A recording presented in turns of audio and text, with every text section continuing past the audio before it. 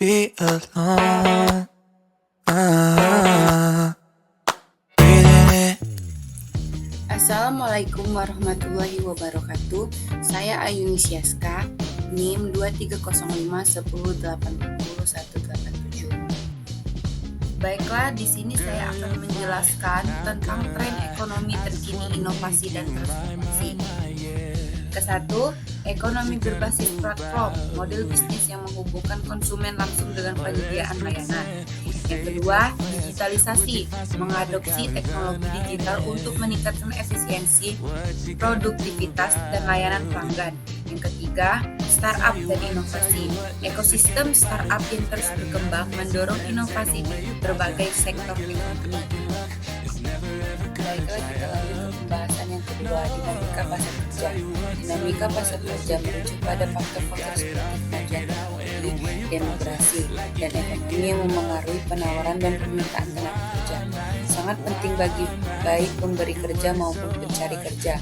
Untuk memahami dinamika ini, pemberi kerja perlu mengetahui permintaan tenaga kerja di industri mereka untuk membuat keputusan rekrutan yang tepat. Sementara pencari kerja perlu mengetahui di mana pekerja itu berada dan keterampilan apa yang diperlukan untuk membuat pilihan karir yang tepat. Yang ketiga yaitu globalisasi dan ekonomi lokal.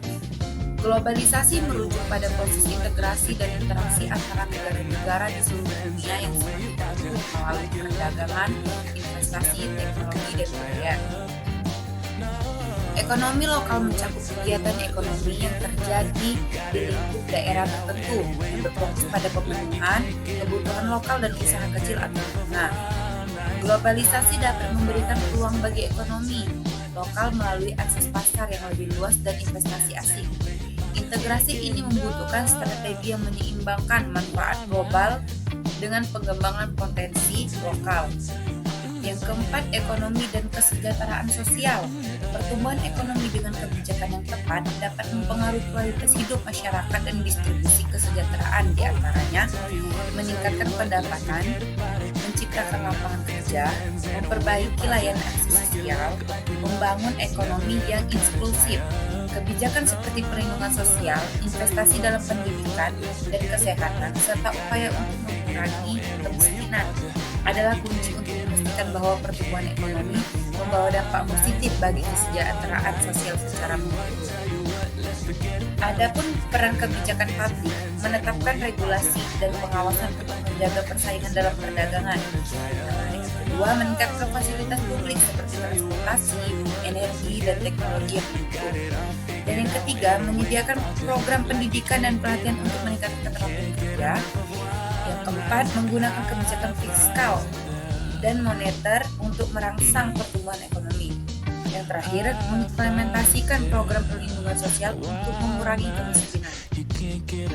Yang terakhir, ekonomi berkelanjutan. Fokus utama ekonomi berkelanjutan adalah mencapai pertumbuhan ekonomi yang stabil sambil mempertahankan keseimbangan sosial dan ekologis melalui praktik seperti penggunaan energi terbarukan.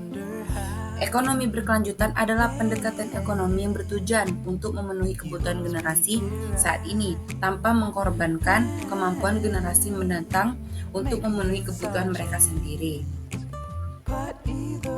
Dari semua materi yang saya sudah jelaskan, kesimpulannya, meskipun integrasi ekonomi global dapat meningkatkan peluang bagi ekonomi lokal, kebijakan publik memainkan peran penting dalam mengarahkan pertumbuhan ekonomi dengan mengatur pasar, mendorong investasi, dan meningkatkan kesejahteraan sosial. Namun, integrasi ini harus diimbangi dengan kebijakan yang memastikan bahwa keuntungan dibagi secara adil.